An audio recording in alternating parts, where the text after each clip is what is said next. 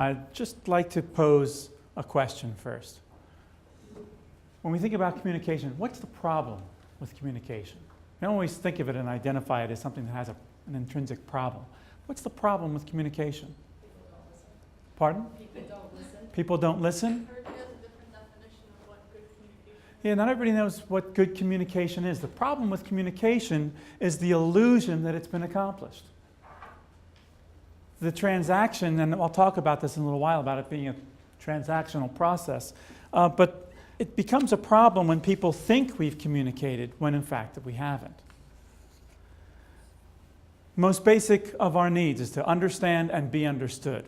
And the best way to do that is listening. And that's one of the problems that we'll delve into in the full seminar, is different stages of listening. So this would be our full agenda for a seminar such as this, is jump right into the importance of communication and then talk about some barriers to communication. So why is good communication important? What is important about having good communication? Everybody rolling in the same direction. Everybody rolling in the same direction, okay? Yeah, things get done if we communicate effectively. If we don't communicate effectively, then we can run into problems. So everybody's rolling in the same direction. Accurate information is received, planning, decision-making can take place. It prevents unnecessary work and a duplication of efforts. Now, in the workplace, how many people have had to do something over because things were not communicated properly? Okay, yeah, all of us, right? And the fact is, in the workplace, that becomes an expensive proposition. Why are we paying people to do something all over again when it could have been done the first time? And one of the things we have to recognize is that in today's workplace, communication becomes even more important, because let's face it, how many of us are wearing just one hat at work? Yeah, there's none of us left, you know. Most people are wearing more than one hat. So the workplace becomes more demanding, as does the communication environment around us. I mean, people pretty much expect communication to happen instantly, right? I mean, everybody else have one of these with them today? Okay, if not a smartphone, a cell phone, something that does texts. The speed of communication has increased over the years. I look at one of the starting points as the fax machine back in the 80s. You know, we can instantly get documents back and forth. Then came email, then came texting, and now we can do video conferencing and things like that. So there are no excuses to not communicate. I'd just like you to take a minute and look through these letters and eliminate 10 letters so you can find an important word. Communicate. Communicate, who said that? Yes. Yes. But what's the point of communicate being in this jumble of letters? Yeah, sometimes the actual message is a little hard to come by. And that brings me to my next subject, in barriers to good communication. So let's talk a little bit about barriers. Language barriers. More and more I hear about people working in places that have a more international makeup. I see it myself at the college. So when we have a diverse group that we're working with, it becomes important that sometimes we think about speaking in more, you know, if English is not their first language, we need to speak a little more literally than perhaps we're used to in our own little conversational circles. For instance, I was recently on a cruise internationally, and my wife and I purchased some alcoholic beverages from a particular point on our trip in Italy that was unique to that place. We got back up on the ship, and they promptly confiscated it because they don't want us drinking on the ship. I understand that. I forgot about that policy, remembered as soon as they took it from me. My wife was quite surprised, however, and kept saying, "How come you're taking this? How come you're taking this?" They kept reassuring her that she'll get it back, but they never answered her question. Well, on international waters, you have an international crew. And I must say that's wonderful because the service is outstanding. But why didn't they answer her question? How come you're taking it? How come you're taking it? Then I finally stepped up and I said, "Could you tell me why you're taking it?" And they answered my question like that. Because how come didn't translate in plain English to them. They didn't know what she was asking, so they just kept reassuring her until I asked why. Because I realized they're just not getting it. Okay, so we have to be a little bit more literal to get through a language barrier. Cultural barriers, again, talking about the same kind of diversity, can come into play. I have a fellow teacher who is also an engineer, and he was trying to negotiate his rates with a company from a foreign country. And he was almost getting insulted the way they kept trying to manipulate his price, until another coworker of his told him, no, that's just the negotiation culture from where the people in this firm come from. It's just what they do. It's nothing against you, just work with it. So we have to be conscious of cultural barriers. The literacy of the listener. If we have two different scopes of vocabulary, that can get in the way. That can become a barrier. And that can be found very easily.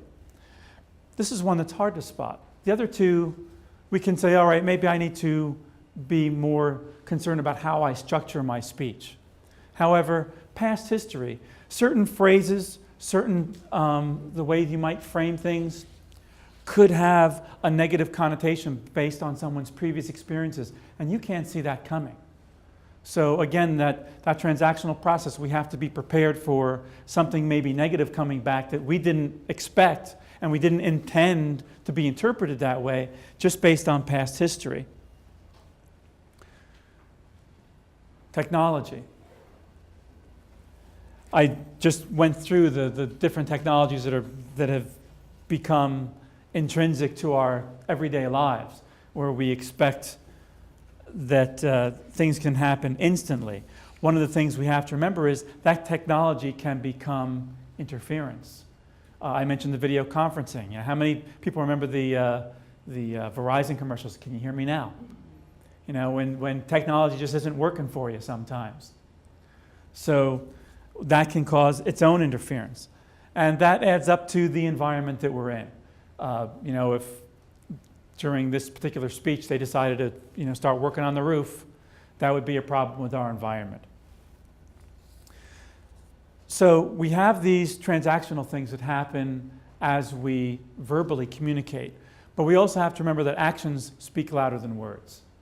Okay, so face-to-face communication has a strong visual element. We have body language, personal appearance. Sometimes you can make a snap judgment on someone just by the way they look. But also, how many people, say, within the last month have gone out to eat? Okay. Does the waitress or waiter serve you and talk to you like this? Or they get down and say, can I tell you about the specials today? Some do. Some do. The ones who want to get tipped more do. Because they understand that a one-to-one communication where we're on more the same level feels less intimidating, feels more personal. And if you've got kids and they get down there and they talk to your kids, now they're really going for the tip. Okay, because they want to make that connection, and the more personal connection we have, the more positive impression we can make. All right, so some of the cues that we can get, and I'm sure you've all heard or read about some of this body language. This is pretty much a fairly defensive and unreceptive posture. Hand covering the mouth. If from the speaker, that can indicate someone's not confident. If from the listener, it could indicate someone's not interested. Or sunken leaning, be a lack of interest. If they're just listening to you and they're standing, they just start leaning, and they're going into a passive listening mode. And of course, avoiding eye contact can leave a feeling of negativity from either side. Anybody in here a parent? Okay, so let's say, let me talk to you. What's your name? Rosanna. So Rosanna, let's say your son or daughter is about to go out wearing something that you don't think they should be wearing in public. How would you say that? You are not leaving this house. We're looking like Yeah, you are not wearing that, right? That's where the emphasis falls. And I know I've come out every once in a while. My wife says, you're not wearing that. So the emphasis is different each time, right? Denoting a different meaning. How about, I'm sorry, what's your name? Megan. Megan. Could you read that for me like you're disappointed? I'm third in line. And she even gave us the sigh first, right? That's good. And then, let's see, who else can I pick on? Ask. Carmen. How about if you were excited about it? I'm third in line. There you go. There you go. And if you're proud of your status? How do we read it then? Yeah, I'm third in line. That's me. Okay? So, It's not always what you say, but how you say it. It also goes to when we're in that transactional process.